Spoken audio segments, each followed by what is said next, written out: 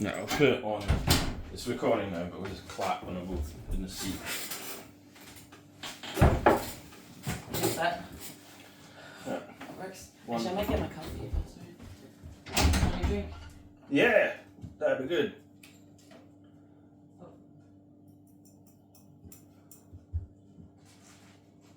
Do you have any drink? No. Oh, do you want a drink? Yeah. Apple juice and whiskey, is that a thing? Yeah, it is. Thank you.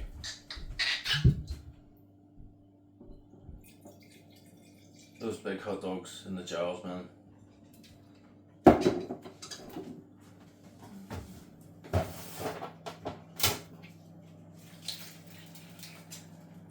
It's very American product, isn't it? Like, big can make a hot dog. Oh yeah. I think those might be a bit green now. Yeah.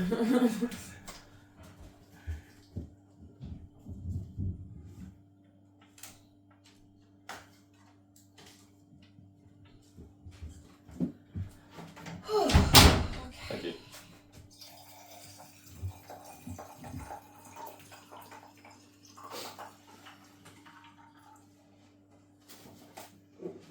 I think we'll clap again. Thank you very much. Right, there, 1, 2, 3. Hi. So, what's been happening? Right, well, so we're going to have a wee chat about housing generally, but I'm going to start by talking about our visits with the SDO to the Welcome Centre over in Belfast this week. So the Welcome Centre provides women-only homeless emergency accommodation, and this is something that we're campaigning to try to get in Scotland, because currently all we have, basically, apart from the few flats that are generally all filled up, emergency flats, is emergency accommodation in hotels and B&Bs, which are not homeless services, just don't have any kind of provision in terms of counselling, people on hand to talk to, referrals to other services and help you might need. These are just hotel and B&B accommodation, frequently with basic maintenance, not taken care of, damp, mould, infestation, and on top of that, really, really dangerous situations where you've got a ratio of about 14 men to 1 woman, because women are very underrepresented in homeless services generally and in homeless accommodation. And with that situation, inevitably, we've ended up getting reports of women being attacked, being intimidated, solicited for sex, seeing other women around there being solicited for sex, and unfortunately being raped and sexually assaulted. So we went to Scottish Parliament, our petition was seen by the committee, and the Scottish Government submission that had been put in before that, which basically said we recognise that women in homelessness have specific needs and we're doing everything we can to help them, including we've put some money towards doing this. And the committee agreed with us that this is completely that's nothing. What does that mean?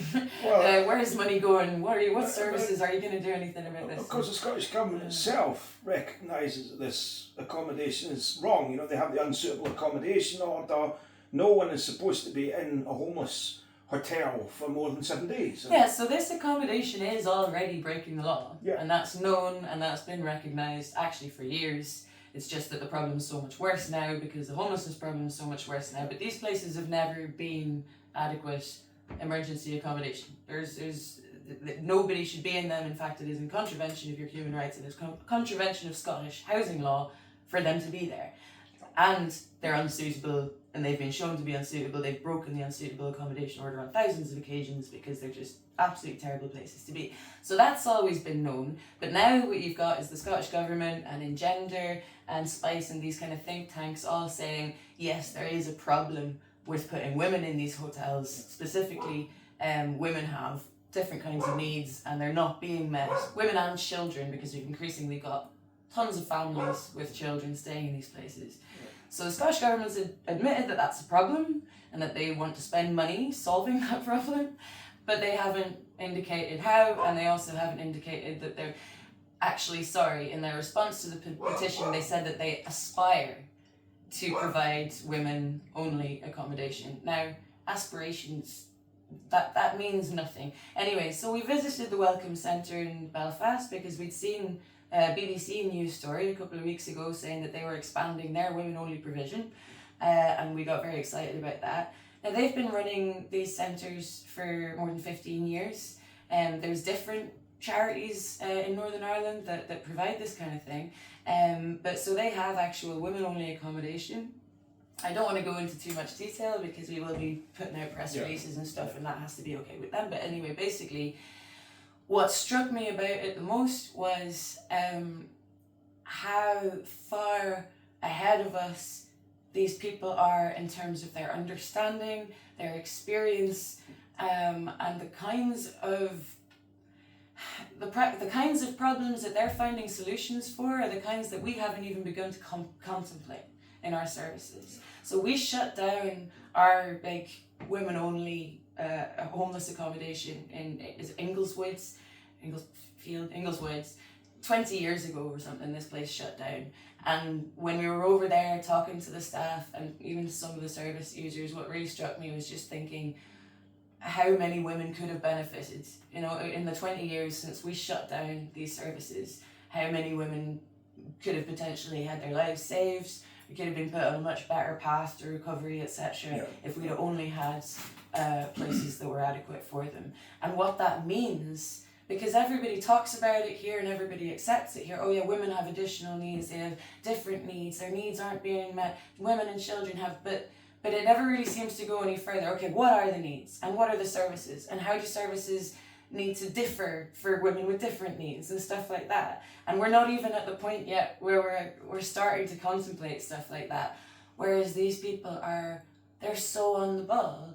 Like, they have a long-term plan for these women, and they understand like that you need to assess where they are in their journey and that they always have additional needs, more so than men in homelessness. It's like almost always the case that the women have some other thing besides homelessness going on in their life, whether it's domestic abuse, historic abuse, controlling partner, children, like a situation family-wise where they're maybe not able to see their children or they're trying to, prostitution, escaping violence, all this stuff, and, mental health issues.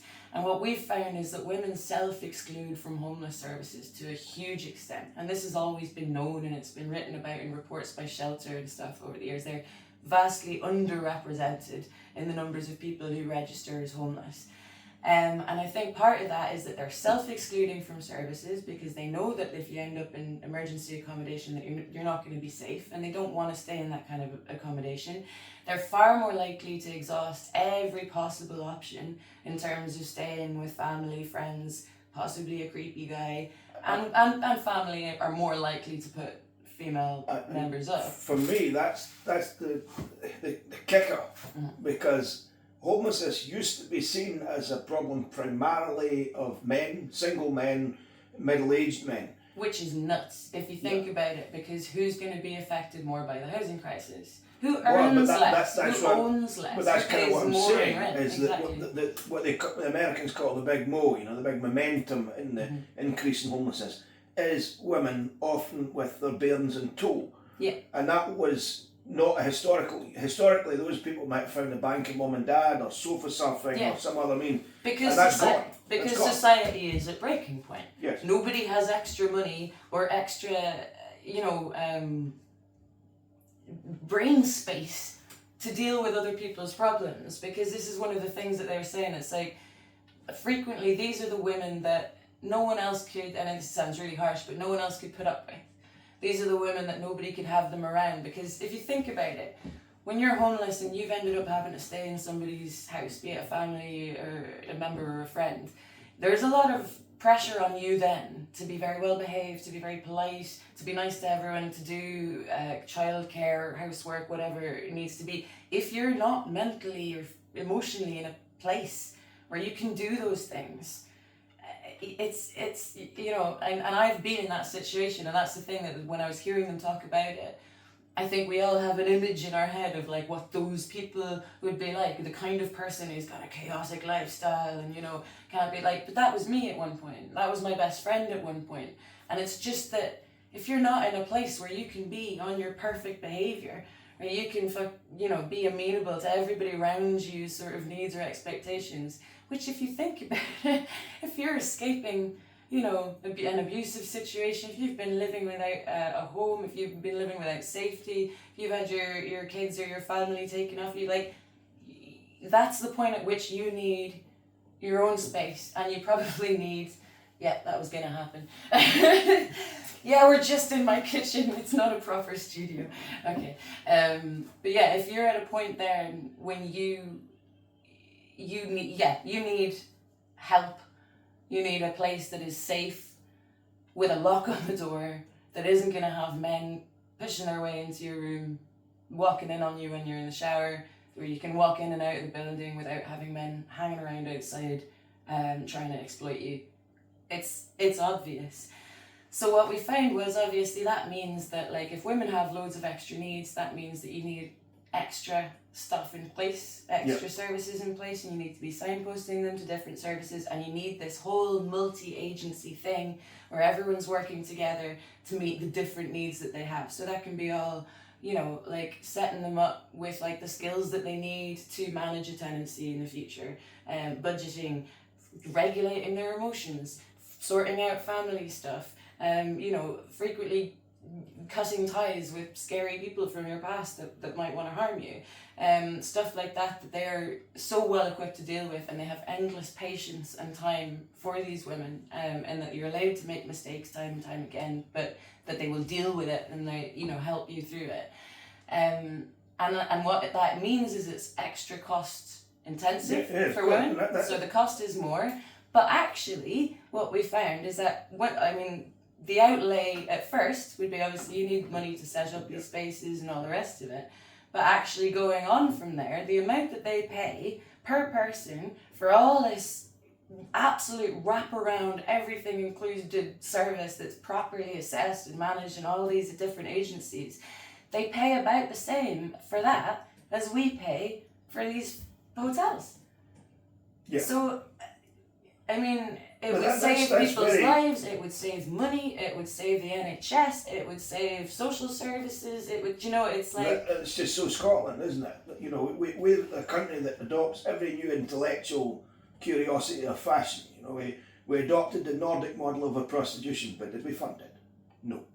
Did we do any enforcement? No. Did we have the welfare and the wraparound support for women in prostitution? No. Yeah. We adopted the Finnish model of housing first, but with the houses and the support and... Yeah, you know. Exactly. We have a right to housing in this country, which we, you know, we're striding the world stage and saying, look how great we are.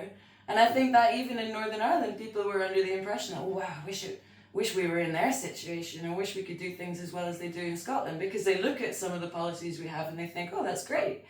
It doesn't mean anything if you don't have the accommodation, if you don't have the homes. And of course, it turns people who are in dire crisis into a negative externality for other services. You know, we have a completely different angle. You know, people can't access a GP or a dentist. They turn up to A&E with sepsis because they've had a filling that they needed replaced. And this is the sort of thing that we rob Peter to pay Paul. And I think the politicians feel immune to it because some of the people who are experiencing the harshest aspects of this cruel policy world don't vote. That's very true, but it's not just that, is it? I think a lot of this has to do with the fact that we purged all the feminists from our institutions. Well, there was a way to come to that, because I thought it was salutary in that petitions committee debate where the people from the government kept talking about gender when your petition very explicitly is about sex. And I don't know if that was a case of sloppy thinking or a deliberate attempt to reframe what you're attempting to achieve.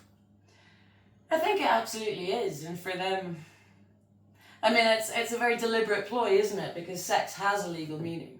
Yes, And they exactly. know that. We know that. So changing the word sex to the word gender there is changing something with a legal definition to something with a very fluid definition that they can choose their own way. What is single gender accommodation at the end of the day? I mean, fine, but the thing is, this is an imaginary problem. Even the feeling, the need to change the word sex to the word gender there just goes to show how little they have an awareness of the reality on the ground. It's not an issue. The issue here is women being attacked and being unsafe in homeless accommodation, and that they have needs, and that you are actually putting women's lives in danger, and we have an evidence base for that. And we have, we used to recognise the need for those services. Like, we used to have this as a service in Scotland. We shut it down at some point, and since then we've arrived at this weird place. And the thing is, I don't think nobody that I've met, and nobody anywhere, I think, on the political spectrum in Scotland would say that we shouldn't have women-only accommodation. The only disagreement that they might have is over the hypothetical people that may or may not be allowed into that women accommodation who don't meet certain people's definition.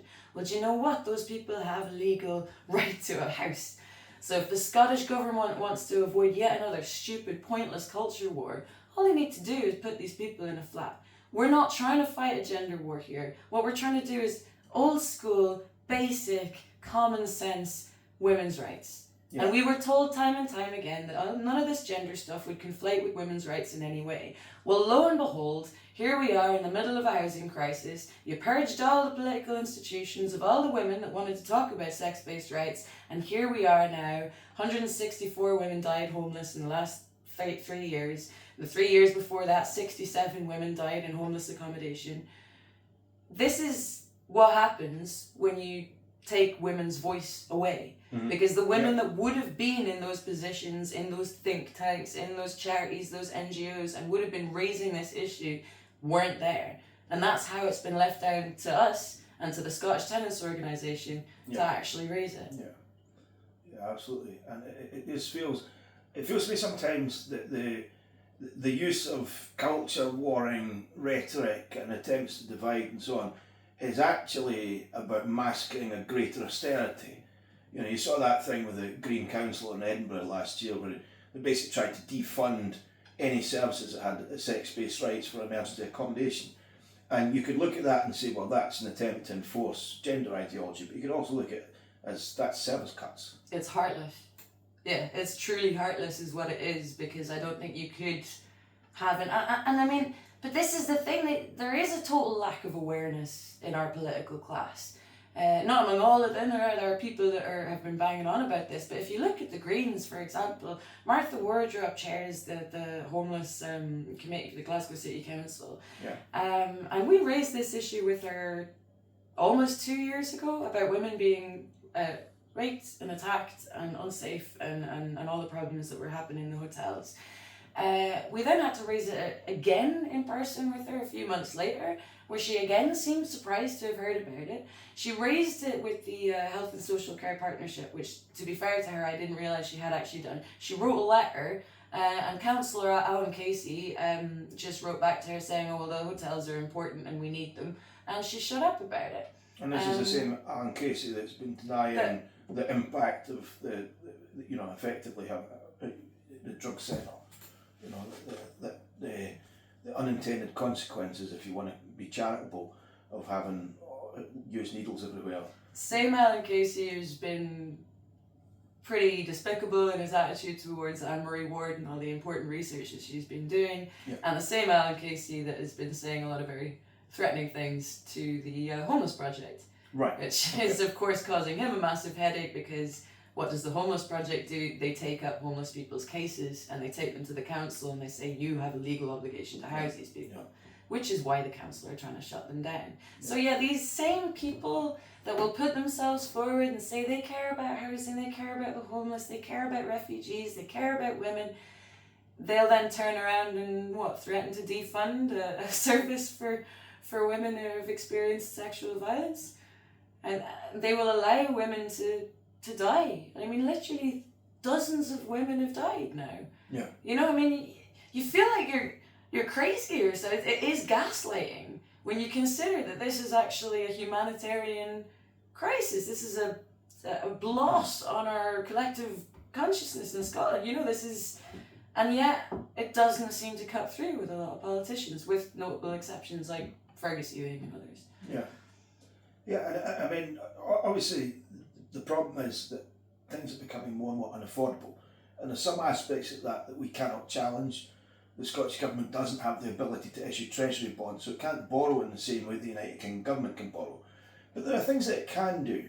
And obviously in January we heard from Alec Neil saying that we could actually double the amount of social house building right now with available credit from pension funds, largely local authority pension funds, with a lower rate of interest on the bond than if they borrowed directly from the UK Government via the Debt Management Office. And if they achieved that, that would enable a national house building company. And if we had a national house building company, then we could use the New Town Development Corporation model to build private homes for sale and use that to fund a greater expansion of public housing. So there are things in the toolkit of a non-independent Scotland that could be done right now that are not being done.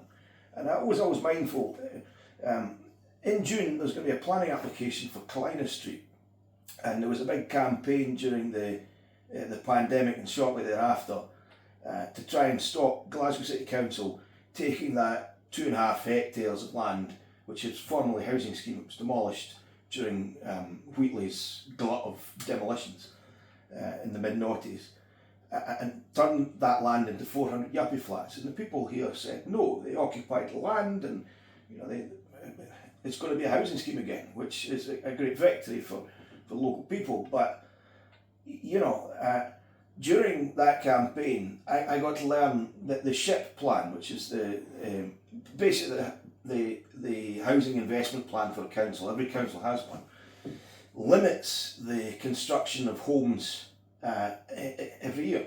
So there's a ceiling on how many homes are released for sale. It's not exact, but the council manages it in relation to the budgets of volume house builders. So if the argument goes, if they release too many homes for sale, then that crashes the price of the housing, which might well cause construction firms to crash, which then will in turn cause those firms to be unable to build public housing.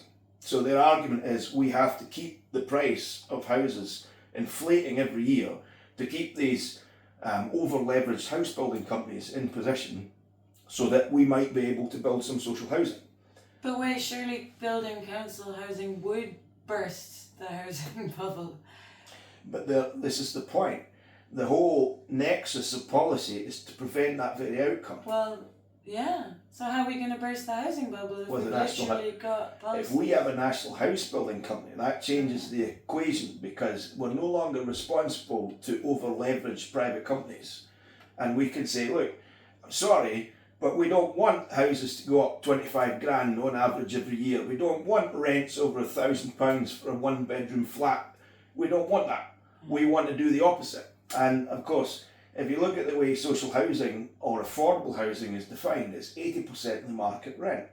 And if it's social housing, 80% of the market rent delivered by an RSL where allocations are through the point system. So take, for example, Partick, which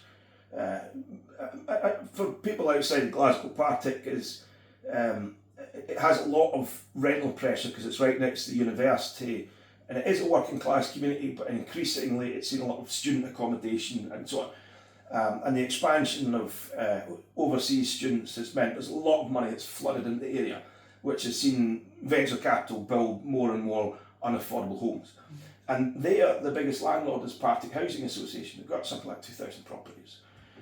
And instead of acting as a depressant on that tendency for the rents to rise and property prices to rise, they went, aha, well, I'm sorry, this year it's a 10% rent increase. Aha, because we get 80%. So if the market goes out of control, they can chase the 80%. And I'm sorry to say, some of the organisations that have looked to try and tackle the housing crisis have focused exclusively on the private rental market. And private rents, although they're the ones skyrocketing fastest, they're not the biggest factor. And if we use the power of former public housing, in this case party housing, but I said the social rented sector, and we said, look, why don't we give everyone the right to a house? Why don't we define affordability? Not 80% of the market rent, but based on some rational measure, whether it's your wages or the neighbourhood or so on. And we say, you can't charge more than that. And obviously that causes a lot of problems for RSLs because they have very superannuated bosses, some of them, on serious six-figure salaries. But, that's coming from the tenants. And Holyrood has a bad habit of saying, oh, everyone's on housing benefits, so it's free money from Westminster, which is not true. The reverse is true. It's more tenants pay rent than are on housing benefit now. So if we deal with that and we actually use the power of in Scotland it's 23%, Glasgow it's a fair bit higher, but power of social rent sector, what I would rather refer to as a public housing, and we say, no, depress rents, use rent subsidy. It'll cost a little bit in the meantime, but it'll bring down all those unintended consequences. Because if you think about it, what is rent? It's the rentier economy. Adam Smith was radically against this. Scotland's contribution during the Enlightenment to economics. He considered rentier capital to be a parasitic capital on the real economy, and that's what rent seeking is. So if we were able to do that and really drive down costs and drive up by improving the quality of houses, drive up the quality of houses across the board, that would be a revolution. That would be a revolution in housing. And we have the capacity to at least embark on that challenge. We can't build the 600,000 homes that we need. That would require access to treasury bonds, which we don't have. But we can certainly build 200,000. And I think that would make a huge difference. So you're saying this is something that's achievable under devolution? Yes. Well, we could build 200,000 with these. But not if the likes of Alan Casey's like, oh, big boy did it and run away. You need actual proper political consensus to go that way. So how do we get there? Well, I think obviously the Scottish Tenants Organisation has already taken a view that we need to give access to public housing as a right, in the same way that we have tap water here that isn't polluted, in the same way that you can go to your GP or you expect your children to have education. It should just be considered a public service, a right that any citizen can avail themselves of. Because I think since the late 1970s we've tended to see what is now called social housing, used to be called council housing or public housing, as more of an alms or a charitable thing. Mm-hmm. You have to meet the points, prove that you have, and most people now access public housing via a Section 5 housing referral through homelessness. And if you think about it, what academics and people who work in the sector, they call it residualisation. And that's why there's a focus from them on building mid-market rent, because people who are nevertheless just working class Joes cannot access social housing. There'd be no point on going to the council house waiting list or the common housing register, because they would never get it. They'd always be gazumped by someone who's in more desperate need. But they might well have, as indeed in this community here, close ties and family connections. And in the past, that was not the ideology. If you wanted public housing, in many places you had to go to the Secretary of State for Scotland and prove that you had 2 incomes, and then go to the Tenants Committee and say you're a fit and proper person and you'll be a good neighbour. Now it's I'm in distress, and obviously we need to house people, but I think people feel a loss of control, and I think that's what's driving a lot of the right. This surge with reform. We've talked about it before, but we got rid of local connection and we got rid of priority need, but elsewhere in the United Kingdom that didn't happen. So you've got people going through the asylum claim system, which we can argue about that. I think it's inhumane, but that's how you do it. You're an asylum seeker until you're proven to be a refugee, and then you're immediately made homeless. And those people, if they were in Middlesbrough, would have to prove that they'd been in Middlesbrough. That's not the case in Glasgow. So we had over 1,000 people come to the city. by the council's own admission, Mm-hmm. who But part of the problem, of course, there is that at the time that these people were being sent up, it didn't occur to Glasgow City Council or to the Scottish Government to go, hang on, if there's going to be loads of people sent here to live, can we have some extra money? no, absolutely. It's only years later that they're like, course. hey, hang on a second. It's just self-own after self-own after self-own. I mean, that's right there. If you're going to be a dispersal city, where's the money? You know, where are you going to house these people? Yeah. Surely to God. Yeah, why aren't they building council houses right across all the gap Well, sites you'd where they've think, demolished all the homes? And instead they started blowing them up. In fact, they got hundreds of millions off the Scottish Government to blow them up at the time that we needed them the most. Yeah. So this is what frustrates me the most, is that now, of course, the Scottish Government for the last couple of years and the Council have been more than happy to blame the asylum seeker situation for the housing crisis. And I'm not going to, obviously what you've said is, this is a situation that needs addressed. Like, we need, I think, a fairer dispersal, and we should have got extra funds. But obviously this situation can't go on, we need to figure out a solution to it. Yeah. But it's very cynical for them now to turn around after years of demolishing social housing in the middle of a housing crisis, trying to cut the housing budget, sticking people in these hotels and B&Bs like we saw in Erskine, where you had locals and being whipped up by the kind of fascist groups to actually start picketing those hotels. And then you had this whole, again, another delightful culture war situation where certain people can go along and stand on a picket and say, look, I care about refugees, me. Meanwhile, it's like the government shoved all these people in these places. It's like sticking a big sign, saying like, why are you creating ghettos? Why are you creating ghettos of people? Like, why are you not dispersing them around the country and actually having some kind of system, for helping people integrate into life and, like setting up hubs, like the kinds of things that we suggested a couple of years ago when the Ukraine refugee crisis was happening. We were saying, well, look, we're going to have this huge influx of people. Why don't you use existing buildings? They weren't prepared to do it then. But the point is, now we're in this situation, we have a problem. And I've seen this is happening in places in the States and stuff as well. So Portland, for example, is a sanctuary city. So they have like slightly more progressive homeless legislation than other cities. And so when you move to Portland, you're a Portland citizen straight away, and you've got the same access to homeless services. So that gives people the impression that Portland is a good place to go. They're also like Glasgow in the sense that they opened up their, safe drug use centres, and it hasn't quite gone the way that it was intended. Mm-hmm. Portland's now just covered in tents. And this is not an asylum seeker problem they have. These are other Americans coming from other cities, frequently with a bunch of problems. And they're handing out tents and handing out crack pipes, but they're not building houses. So that problem's only going to keep growing. And I'm scared that that's where we're getting with Glasgow. But how do we avoid that? Because I remember the local connection in the past being something that people would talk about as being a hindrance to getting housed. So how would we avoid something like that becoming a problem? I think that what used to happen with local connection is that councils that had a policy of gatekeeping would send homeless people who present to them to other councils where they had no local connection, so that they would immediately fail and it would be someone else's problem. I think that was the drive to stop that behaviour. It's predatory behaviour, but I think we need to have both a massive expansion in public house building tied to eradicating the point system. Mm-hmm. Because you can't have a situation where poverty is stricken, put that in inverted commas, but many housing associations have no money. Some, like Wheatley, are full of money, but many are struggling.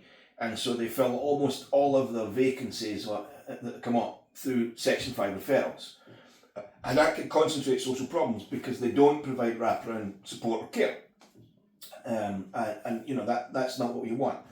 So you want to build a situation where people in established communities have a great deal of say and autonomy, while at the same time building the houses with wraparound support and care that can supply enough accommodation to deal with the homelessness crisis. Because what we talked about with the number of homelessness, it keeps going up, but the last time I checked, it was about 17,000 across the country. Now, 17,000 homes, Alec Neil reckons we build 10,000 public homes in a year. Yeah. So at the moment, the capacity is there for about 5,000. And I remember during the last Holyrood election, there was a bidding war between all the political parties. You know, the Conservatives were 7,000, the Greens were a little less, they actually promised less, the SNP promised more, Labour promised 100,000.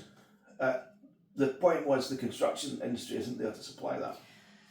And I do also remember a certain housing NGO, the campaign coordinator last year, saying on Twitter, I don't think we do need a mass programme of house building.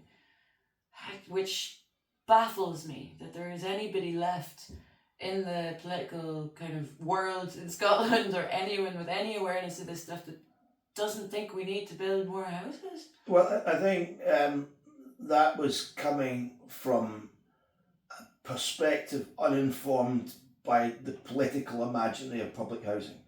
If you imagine public housing, or in their terms social housing, as alms for the poor, and they don't see themselves as the poor, then from their perspective it's all about regulation in the private rented sector. But as we've covered, regulation in the private rented sector is much less effective than hammering the private rented sector by improving the public rented sector. But also surely a lot less popular politically. I mean, among everyone.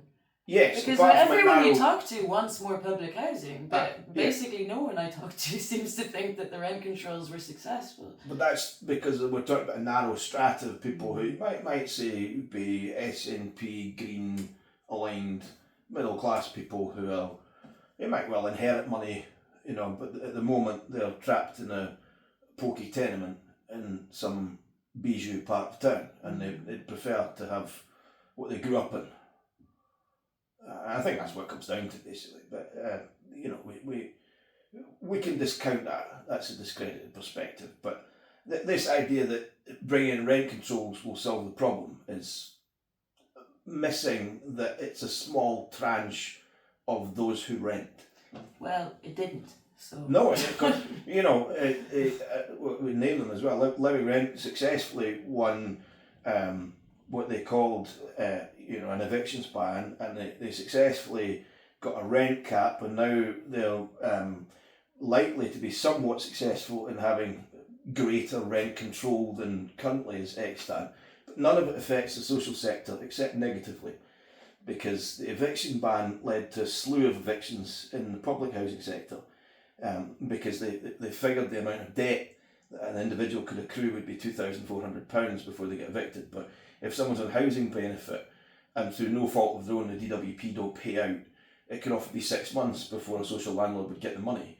And they would actually take the ceiling at £4,000 before they thought the person was taking the mickey. What they actually did with that is they created two classes of tenant. Yeah. Like, if you're going to produce legislation that only protects one group of tenant, I mean, it's an obvious kind of conclusion to that. And also, it's the wrong.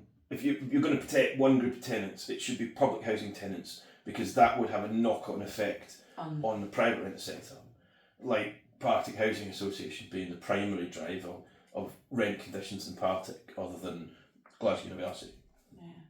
Alright, so to wrap this up, we need women-only accommodation to start off with. Sex-based. Like, let's get a centred, sex-based. Obviously, when I say women, we mean women. Just to make that clear. Yeah, based on the Northern Irish model, there's plenty of expertise and know-how out there that we can pull on. So it's insane that we're not doing this, and the money's there. We're already spending 45.5 million we spent on hotels and B&Bs last year. So can we just take a wee bit of that and start building services that make a difference to people? So we'll continue with that. Petitions still up, and we're going to have a lot of campaigning happening around that. You have written a policy document that has been passed through the Alba Housing Committee. Not yet. Through the committee, but not. Through the committee, but it hasn't been. Yeah. Okay. But basically, everything that you just spoke about. We want to get rid of the point system. We're going to get rid of, bring back the local connection in some form, perhaps not the way it used to be. Mothers and daughters policy. Mothers and daughters policy. Yeah. We also want to build, according to Alex Neil's plan, that we could borrow. Please explain the borrowing just quickly. Okay, so pension funds operate on a 50-year basis. So it's not like going to the bank where they want a pound of flesh really quick or venture capital. Instead, they're prepared to say, look, we'll take 2% over 50 years or however much it is. That will be cheaper than borrowing directly through UK government bonds, and they're very happy to fund construction. So basically, you would set up a purpose vehicle for, say, building a housing scheme, and that vehicle, once it's paid off, the council would inherit the property. And it would be cheaper than almost any other way of doing it, and we can do it now. It just requires political will. It's about political will. Build, baby, build. Yes, But- I agree with that, but Singapore is the wrong model. Let's But not. Always, Sir you Tom's. always gotta wonder, what's in it for him. Like, that's always the question, isn't it? Why would some lovely, philanthropic man suddenly want everyone to have a house for £700 a month? I mean, I don't think Scotland's really in a position to say no to anything. Do you know what I mean? So this is why some weight's been given to this just now.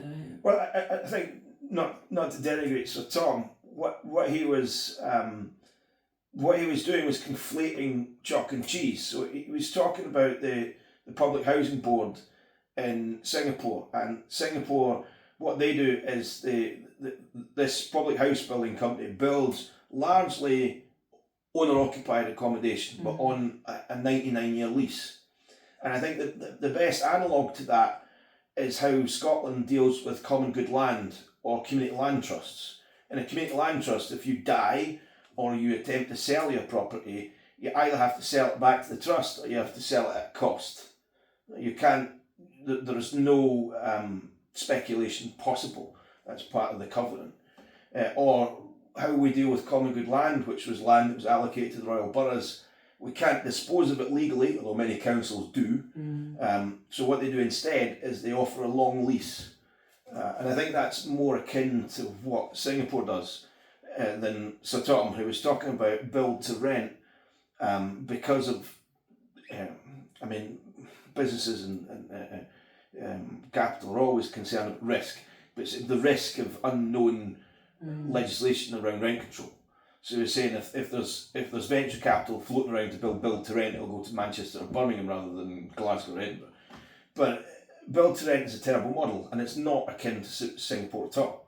So I think he was conflating chalk and cheese. Singapore's interesting, it's perhaps difficult for Scotland to do the same thing, but it's not build to rent. It's very different. Well, I was thinking of your man that wants to build the £700 houses, but the thing is, why would we be subsidising private companies to do this? This is the thing. Why can't we do this ourselves? Well, that's why we need and public actually house reap the benefits. Exactly. Public house building company. Yeah. I mean, one of our members took us to Hamilton, and where they were living, and there's a big construction work going on, and it's all been managed by a property firm called Stuart Milne, who were a volume house builder, and they were one of the biggest in the country. But they've collapsed because they couldn't pay their banks. And all of the volume house builders are in the same situation. They're over leveraged. They need a certain return on investment. The state doesn't need that. The state needs to reduce costs in what we've been talking about. Why are we funding all these hotels? If we can reduce that cost, then, instead of that being a negative externality for one aspect of the state, everyone benefits. Yeah. Well, I think this is one of the most frustrating things about the kind of arguments that you see a lot at the moment, that are where we have a shortage of resources, and bad people are coming and taking these resources from us, or bad people are making the decision to allocate resources to do. We don't have a shortage of resources. Not only are we living in an oil-rich country, never mind the fact that we could take our country back and fund all sorts of lovely public housing system. The fact is that we have the resources currently that we are chucking at private companies to do nothing with, when we could be taking, like I said again, we could be spending less in Scotland than what we spend on putting women and children and vulnerable people in these hotels. We could be spending less on wraparound services that actually help them get out of that situation. That's neoliberalism, isn't it? You outsource all of your public services to private companies. They reap they get the benefit and everything declines. Yeah, and that's what frustrates me the most about reform, because there's absolutely nothing radical or different about what reform. In fact, they present themselves. They call themselves the party of landlords, and they have absolutely no intention of sorting any of this. But they'll happily blame the right people for it. Yeah, and their policy is very unclear. Well, they're just voting for whatever Nigel Farage thinks, because he's the wholly.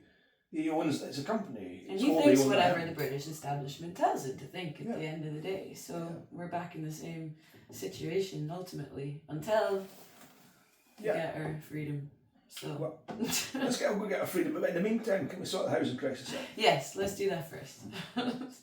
Alright, thanks very much. We're done.